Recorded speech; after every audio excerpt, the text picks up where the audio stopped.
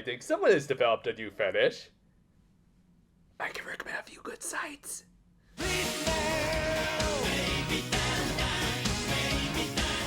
We opened this week with our two hapless baddies actually trying to plan out their next attack, but there was a little and kind of common issue. Chroma was running low on magic for the month.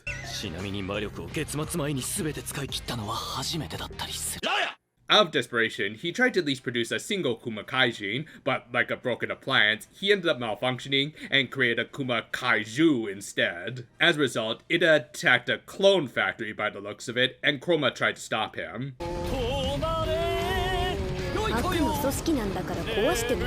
No, dude, that only works with the fishy little women who sing to Mothra. Of course, the only one who could actually deal with this thing, aside from a certain man of ultras, was Kaiju, who wasn't too confident, but could easily be egged into it by Chroma, who managed to go to her house directly, which of course then brought up the question, how did he know her address?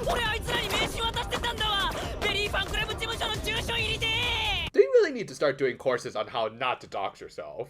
Anyway, as it turned out, Kaiju actually could go Ultrama'am and didn't even need the help of an overly imaginative loli to do it. And fortunately for her, she was wearing granny panties, so she didn't have to worry about any upskirt shots that were likely being taken mostly by Chizuko. Thus, she was able to make quick work of the Kuma Kaiju, who was just a bunch of little bears glued together. Well, as long as they don't recombine into an obvious allegory for the devil, then I guess the day was saved. With that, we moved into the next segment after a really cute little transition that we're actually going to get a lot of in this episode, with the characters just acting goofy as all hell, which I kinda wish we had gotten throughout the series, really. But yeah, while trying to fix up some minor split ends, Kaiju ended up taking off a little too much. The following day, Chroma was doing some evil note-taking. Hello to my fellow neurodivergent. Still, kind of to his credit, he was trying to be a more significant threat to Kaiju, so he committed truly evil acts like hogging all the handout tissues as though COVID was about to come back for the season. Holy crap, is that actually the case? Where's my mask? Actually, she was just sending him a letter of challenge that was written more like a haiku because someone was on crack when writing this episode. Thus, they met at the usual park, where Chroma arrived by bike, and I'm guessing so did Kaiju. Now, of course, she was trying to hide her bad hair day, whilst ironically looking a little fiercer. Chroma also feared that Chizuko would think he was picking fights with some randos and not taking his job seriously, ignoring the fact that even with the bike helmet, that was very obviously Kaiju, which Chizuko could see right through herself.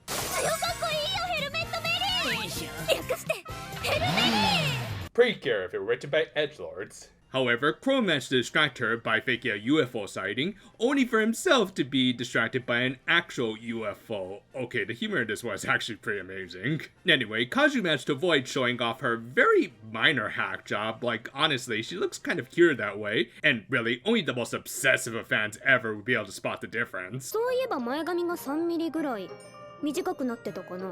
I rest my case. The third segment opened with Chizuko getting excited over a flyer for an upcoming hero show.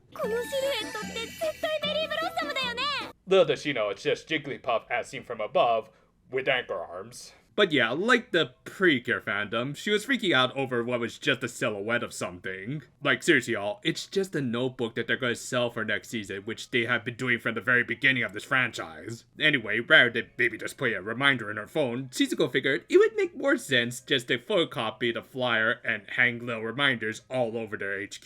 The day of the hero show arrived, and of course Chizuko went as a big friend, while Chroma was carted off by more escapees from that clone factory. And in spite of the show being hosted by Gokai Yellow, this wasn't a Sentai, nor was it even Berry Blossom's show, but rather Tomato Man, which, to be fair, is also considered to be a berry. Hell, actually looking up, there really is an old anime superhero named Tomato Man, though obviously these aren't supposed to be the same character. I also ended up getting Tomato Face from a certain property that I refuse to acknowledge. Seriously, not everything comes from that damn game. Anyway, I guess Kaiju was a fan of the OG, so she ended up watching the show, where Chizuko ended up being picked out as the quote-unquote victim from the crowd. Not realizing what a hero show was, Chroma thought she had been captured by the good guys and tried to save her. This left the suit actors confused, and they just kind of left the stage to figure out how to salvage their botched show, which really, you'd think they'd be used to by at this point.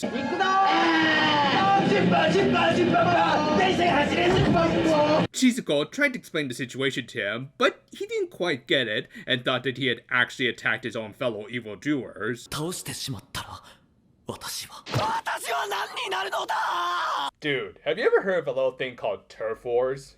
Fortunately, Kaju was there to save the show with her flapping pigtails. Okay, seriously, I love this episode. And the two fought in the most epic sort of exchange.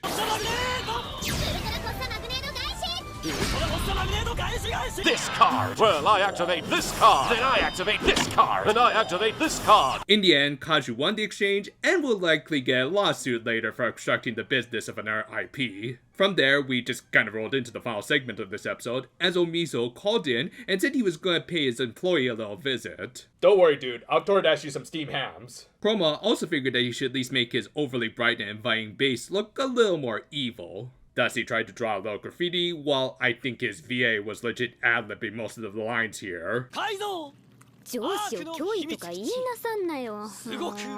Anyway, he also tried to darken his lair by destroying all the lights in their underground base. Fortunately, Chizuko turned on the emergency lights that did at least give a little bit of a creepy vibe. As a result, the evil general even kind of got into redirecting their lair and made some decent, if pretty impractical suggestions. Like, of course an evil rug would help, but what are y'all gonna do when you want to lie down on the couch after a hard day? But yeah, Chroma also put up some gargoyles and some toad trapped in carbonite.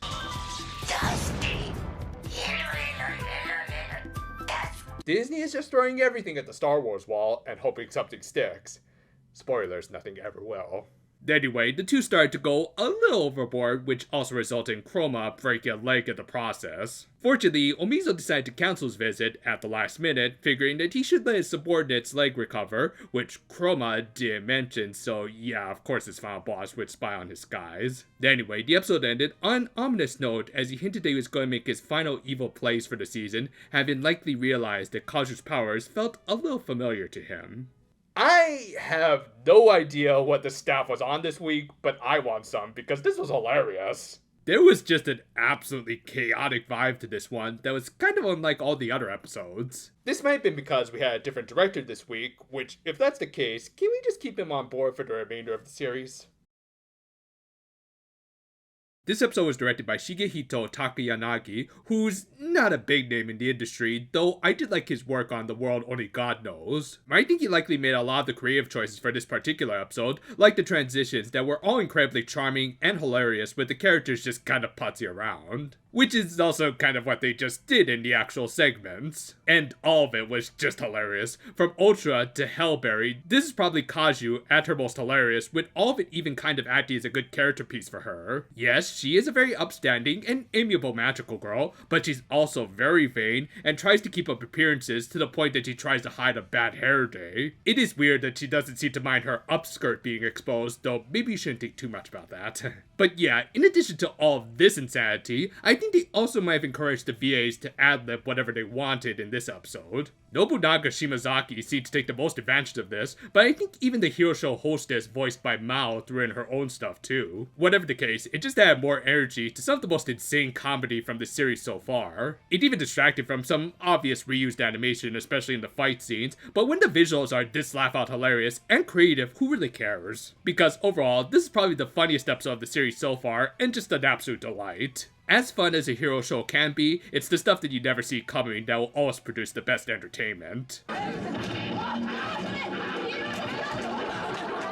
Thank you for watching, and to all my viewers here in the States, I hope you have a happy Thanksgiving. Be sure to eat your fill, and the next day, maybe you should not look at your scale, at least until after winter. Look forward to whatever may come next. Until then, though, fair for now, my friends, and shoot, it's too late to cancel those steamed hams. No, well, I'll just take it with me tomorrow.